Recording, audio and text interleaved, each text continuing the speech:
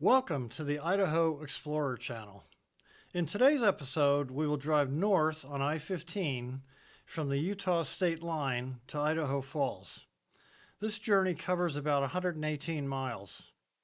We'll visit Samaria, Malad City, Downey, McCammon, Inkom, Portneuf, Pocatello, Fort Hall, and Blackfoot. A separate video covers I-15 from Idaho Falls north to the Montana state line and covers Idaho Falls in much more detail. Unless otherwise indicated, all of the photos in this video are my personal photos. Please consult the Idaho A Climbing Guide website for more details on the driving, hiking, and property issues for the hills and peaks discussed in this video. It's a great free resource for hikers and climbers alike. We begin our adventure at the Idaho-Utah border on I-15. Here's the Utah welcome sign. And here is the Idaho welcome sign, covered with stickers. This seems to be a tradition in Idaho. Initially, we see the mostly open hills of the Samaria Mountains to the west, surrounded by ranch land. The high point in the Samaria Mountains is Wood Benchmark, elevation 7,791, shown here. On the east side of I-15 is the Malad Range, which extends from the Utah border to just north of Malad City. These peaks are semi-forested and are steeper and more rugged than the Samaria Mountains. This photo is of Peak 5628.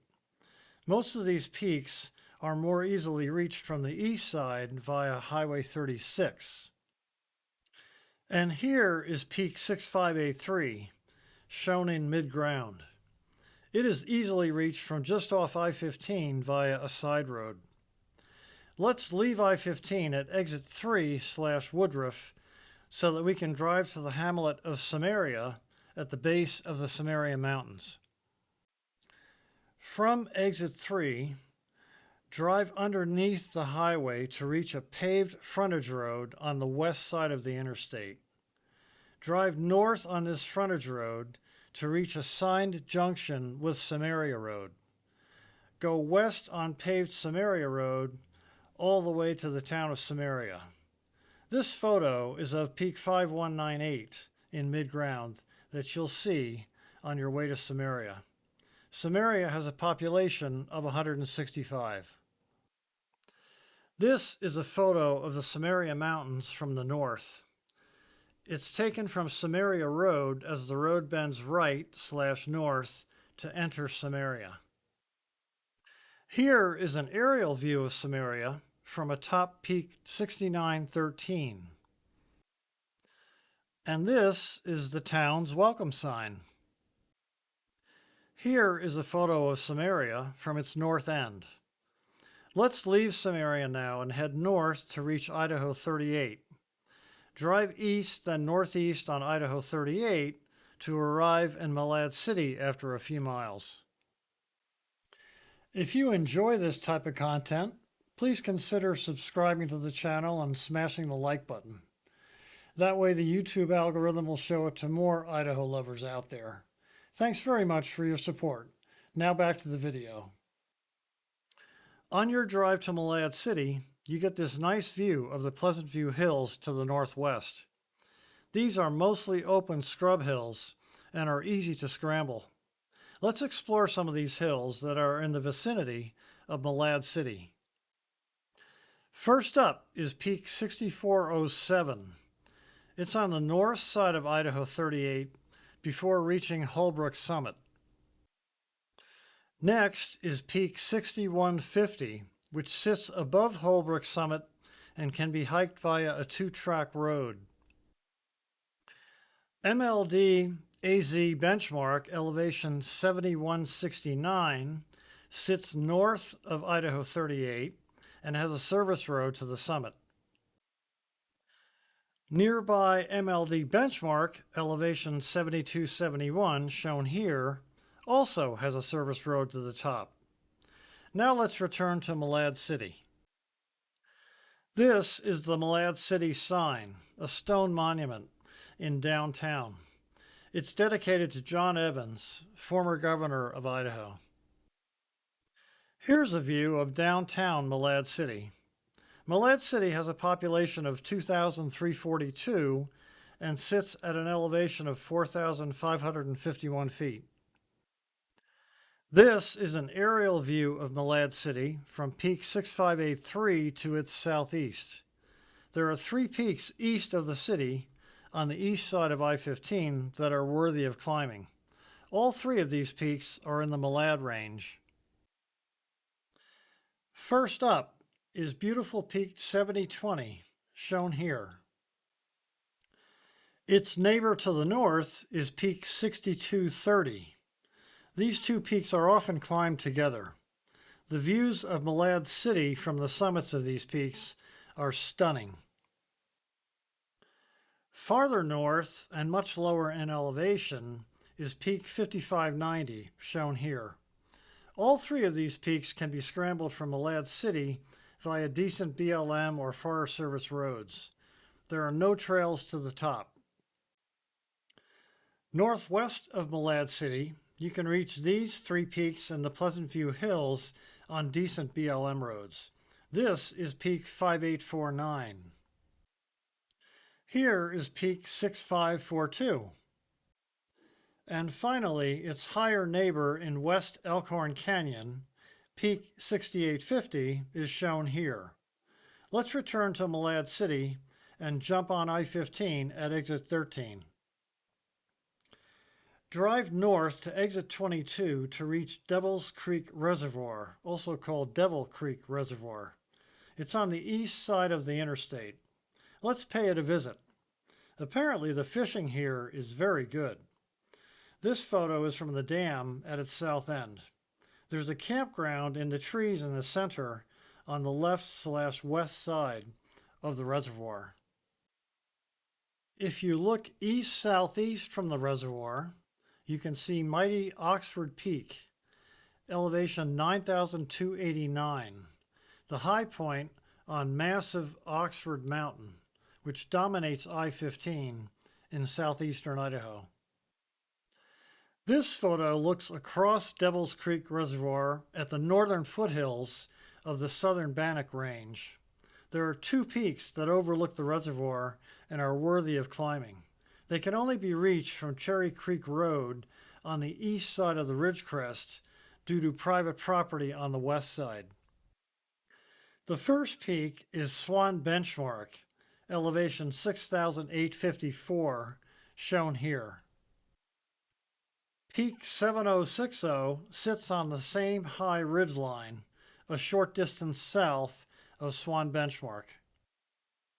Here is a magnificent aerial view of Devils Creek Reservoir from atop Swan Benchmark. From the Devils Creek Reservoir, drive north for about 3 miles on a paved frontage road, Malad Valley Road, to reach Malad's summit, and a bridge over I-15 that gets you to the summit campground in about 3 miles. This is a nice view of the Bannock Range crest from a short distance west up the paved road that leads to the campground. Here is a zoomed shot of Wakely Peak, elevation 8801, right of center, and Rocky Point 8466 in dead center from the same spot along the campground road. Now we're looking west from the campground road at Peak 8621, left of center in the distance, high on the Bannock Range crest. After a few twists and turns, the road ends at the summit campground, a nice, quiet, shaded campground. This Jeep road heads west from the campground and leads to Forest Service Trail 333, which heads west up to the ridge crest of the Bannock Range. There's also a good trail on the ridge crest itself. About a half mile before reaching the summit campground is a signed turnoff for Forest Service Trail 330, which heads northwest up to the Bannock Range crest farther to the north than Forest Service Trail 333. There's ample parking at this trailhead. Forest Service Trail 325, a foothills trail, also heads north from this trailhead. Return to Malad Summit and the frontage road. Head north, then northeast on the old Malad Highway to reach Downey. Looking southeast from that highway, you get a great look at Oxford Peak, elevation 9,289, and its double-humped summit, shown here. After a few miles, we reached the town of Downey and the end of the old Malad Highway at its T-junction with US 91. Downey has a population of 580 and sits at an elevation of 4,862. Here are some massive silos in downtown Downey. This is ranch country. Drive north on US 91 from Downey for a few miles to reach its junction with I-15 at exit 36.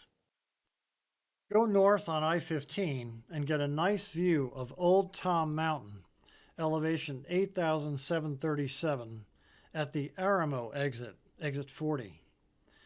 To climb it, drive west on Aramo Road to reach Garden Creek Gap. Scramble up the magnificent South Ridge from just west of the gap at a nice parking pullout. Old Tom is one of the higher peaks in the Bannock Range. You can also climb Cedar Mountain, elevation 6,380 to the south, from the Virginia Road and the Hawkins Reservoir on the peak's southwest side. Continue north on I-15 to exit 47 at McCammon and US 30. Let's visit McCammon. It sits just a half-mile south of US 30. Here's a photo of downtown McCammon. And this is the McCammon Rodeo Grounds in the center of town. Let's return to I-15. The hamlet of Inkom, population 866, is located along I-15 at exit 57. Old Inkom sits on the south side of the interstate and has the post office, grocery store, and elementary school. New Inkom sits on the north side of the interstate along Rapid Creek Road and has new home developments and a new Mormon church. The contrast is pretty dramatic. This is a view of Old Inkom. Here is the Inkom Post Office and Skyline Park. And here is the Inkom Elementary School. At the west end of town, there's an information sign for Idaho's first railroad. There are some scrub hills as well as some high peaks worthy of climbing in the Inkom area, but be careful with the posted private land in this area. Don't trespass. After all, this is Idaho. There are two mountain ranges here. Southeast of Inkom, on the east side of I-15, is the Portneuf Range. The Pebble Creek ski area is here, and there are some nice high peaks nearby. This is Bonneville Peak, elevation 9,267, as viewed from the north. A short distance to the south on a high ridge is Snow Peak, elevation 9,134, shown here. A bit farther south on the high ridge line is Haystack Mountain, elevation 9,033. There are two lower peaks in the Portneuf Range northeast of Inkom that are also worth climbing. The first one is Peak 7932, shown here. The second peak is Peak 7058, the summit of which is shown in this photo on a cold, foggy morning. The Pocatello Range sits north of Inkom on the north side of I-15. It's best accessed from Black Rock Road from the Portneuf area exit, exit 63. Peak 6359 and Peak 6292 can be climbed without much difficulty on public land. Let's continue west on I-15 from Inkom. We soon reach exit 63 for the Portneuf area. Here's a photo of the unofficial hamlet of Portneuf as viewed from Fort Hall Mine Road at the town's east end. Here is magnificent double-humped Indian Mountain as viewed from Portneuf. Scout Mountain, elevation 8702, is the king of the Mink Creek Recreation Area south of Portneuf. It's readily visible as you drive south from Pocatello toward Portneuf. Here's a snow-dusted spring photo as well as a fall photo of Scout Mountain from other peaks in the area. There are 4 other peaks underneath Scout Mountain that make for good exercise if snowfall is covering the higher peaks. Peak 6367 is shown here. Peak 6472 is another option. Here we have Peak 6896. And finally, there is Peak 6582 shown in this photo. Slate Mountain, elevation 6980, is the namesake peak in the West Fork Mink Creek drainage. Here it is as viewed from the summit of Peak 6472. Let's continue our journey up I-15. From exit 63 at Portneuf, head northwest for a few miles to exit 67 for 5th Street in Pocatello. This photo is of South Pocatello. When you reach 5th Street at the bottom of exit 67, you'll see this welcome sign to your left. Pocatello is apparently the smile capital of the USA. Oh, but it gets better. As you turn left and begin your drive up 5th Street, you'll soon encounter this magnificent Pocatello welcome sign. This sign is on 5th Street, just below the Pocatello Visitor Center. Oh, but there's much more. Between the welcome sign and the Visitor Center is the Chief Pocatello Monument, shown here. And in case you can't read it, here's a close-up shot of the details regarding the creators of the monument. Next to the Chief Pocatello Monument are several interpretive plaques. The first one discusses native foods. The second plaque discusses Pocatello's life.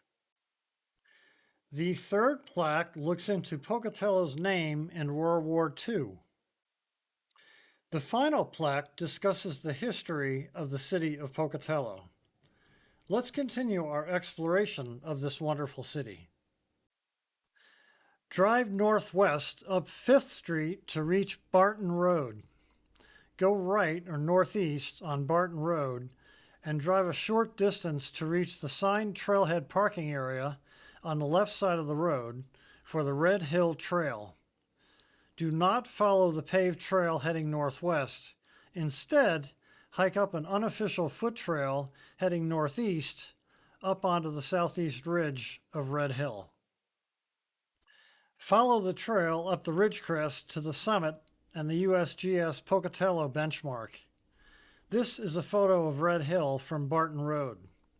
Let's continue our drive up Barton Road.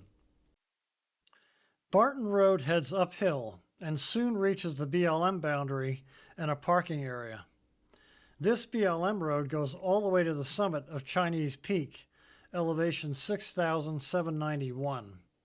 It's a steepish dirt road and four-wheel drive is advised.